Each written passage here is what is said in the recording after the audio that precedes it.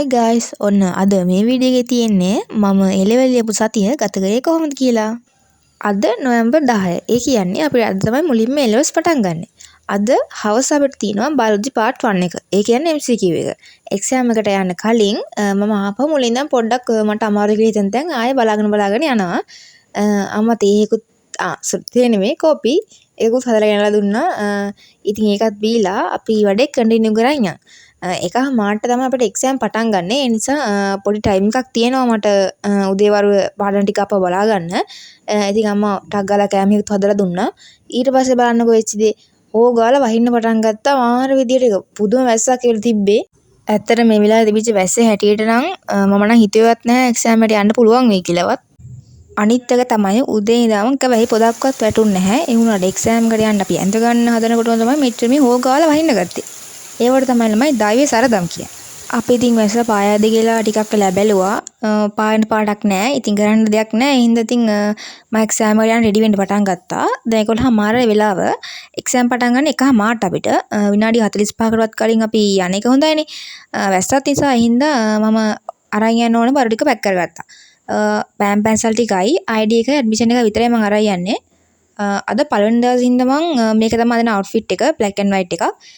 අම්මා පාන තියනත් ලෑස්ති කරලා තිබ්බ හින්දා පානක් තියලා අම්මයි යන්න පිටත් වුණා. ඒත් ඉතින් වැස්ස අඩු නෑ.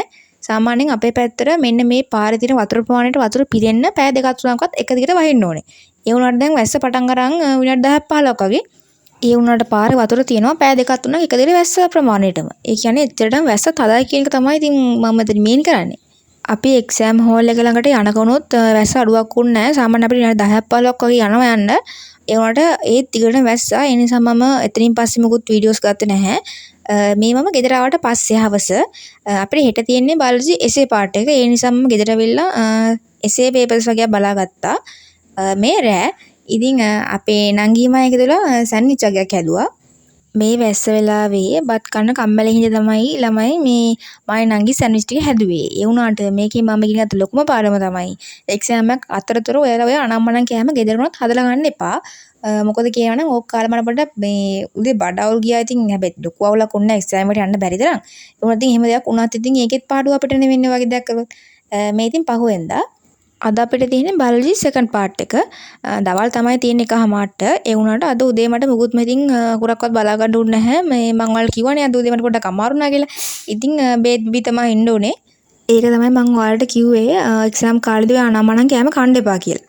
ඔක්කොටමත් වඩා මේ වෙලාවේදී අම්මගෙන් හොඳට මම බැලුම් අහලා ඉන්නේ. බැලුම් අහලා ඉතින් අපි ඉස්කෝලේටත් ආවා. මට එක්සෑම් එක ලියන්න හම්බුනේ අපේ ඉස්කෝලේම තමයි. ගේට් එක ළඟදී මට මගේ යාළුවත් හම්බුණා. ඉතින් අපි දෙන්න එක්සෑම් එක ලියන්න තා වෙලා තිබිච්ච හින්දා පොඩි රවුමක් දාන්න ආවා. පොඩි රවුමක් යන්න වොෂ්රූම් එකට යන්න ආවේ. නැත්තම් ඉතින් ඔයාලා හිතන්නේ මම මේ එක්සෑම් තියාගෙන රටවට ඇවිදින්න යනවා කියලා.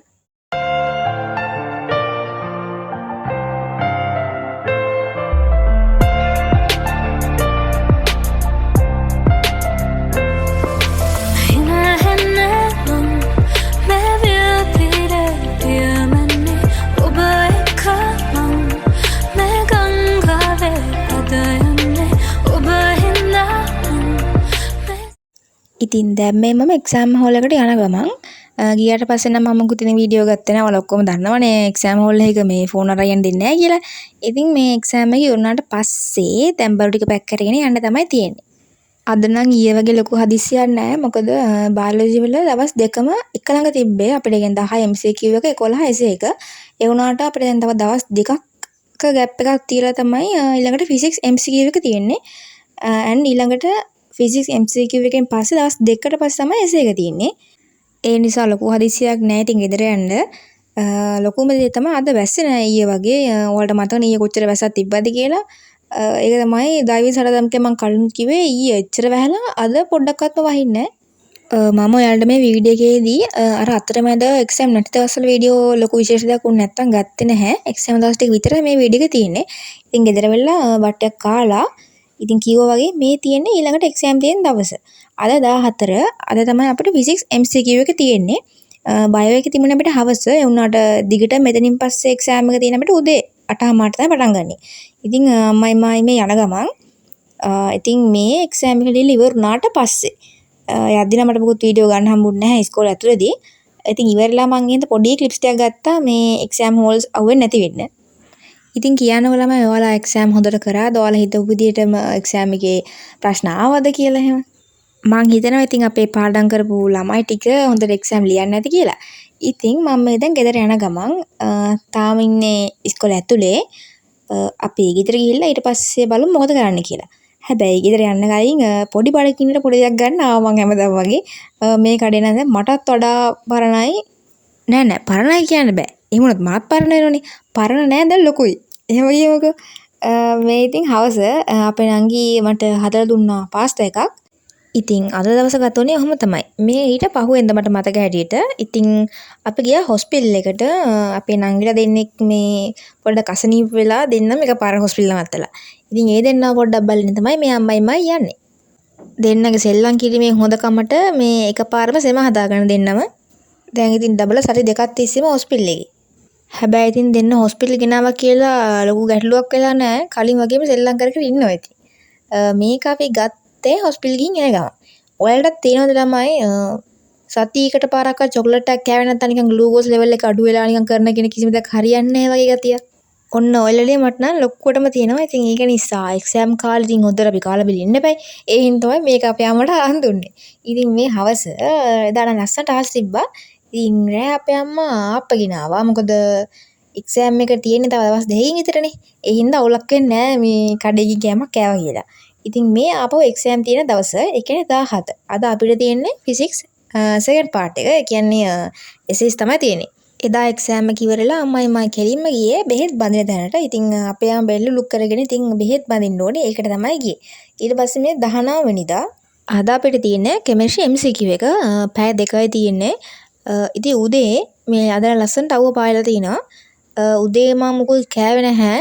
මූඩ් එකක් තිබ්බේ නැහැ. ඉතින් යන ගමන් අපි කී පැකට් එකක් ගත්තා. බොහොම අමාරුයි මෙන්න මේකේ මේ ස්ට්‍රෝ එක මේකට දාගත්තේ. ඒක අමාරුයි මේ එක්සෑම් එකට වඩා ඇත්තම. අන්තිමට ඒක කොහොම හරි දාගත්තා.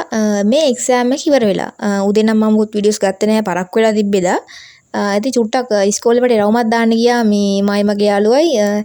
මොකද ඉතින් ගොඩ කාලෙකින්නේ ඉස්කෝලේට අපි ආවේ. දැන් ඉතින් අම්මයි මායි මේ අපෝ ගෙදර යන ගමන් ඉතින් මං කිව්වනේ උදේ මට කන්න උන්නේ නැහැ කියලාද. ඒ නිසා මේ එක්සෑම් එකේ ඉඳි අපේ මට බඩින්සියක් අරගෙන ඇවිල්ලා මට ගෙදර ගිහින් මොන හරි කන්න පුළුවන්. ඉතින් විනාඩි 10න් ගෙදරට යන්න පුළුවන් හින්දා ඒ වුණාට ඉතින් අර විනාඩි 10ට මට බඩගිනි හැදේ කියලා තමයි අපේ ආමේ බඩින්සියක් අරගෙන ඇවිත් තියෙන්නේ. ඉතින් අම්මත් එක්ක මං කෑවා ඒක. මොකද මේ අපේ ආම මන් නැත්තම් කන්නේ මේ මං කාලා තිබ්බේ නැති නිසා. ඉතින් මේක මම අපේ ඉස්කෝලේ බෝගෙන්ලා ගහින් කඩාගත්තේ මල. ඒකට හේතුව ඔය මල් ගහ එක්ක ගොඩාක් මෙමරිස් තියෙනවා අපේ ඉස්කෝලේ ඒ ලෙවල් කාලේ. ඉතින් මගේ මෙමරි බුක් එක හදාන මං හිතන් ඉන්න එක්සෑම් වුණාට පස්සේ එන්නේ ඒකට තමයි මෙන්න මේ මල මං කඩාගත්තේ. ඉතින් මේ තියෙන්නේ 21 වෙනිදා. අද තමයි A levels වල අන්තිම දවස. අද තියෙන්නේ කෙමිස්ට්‍රි පාර්ට් 2 එක.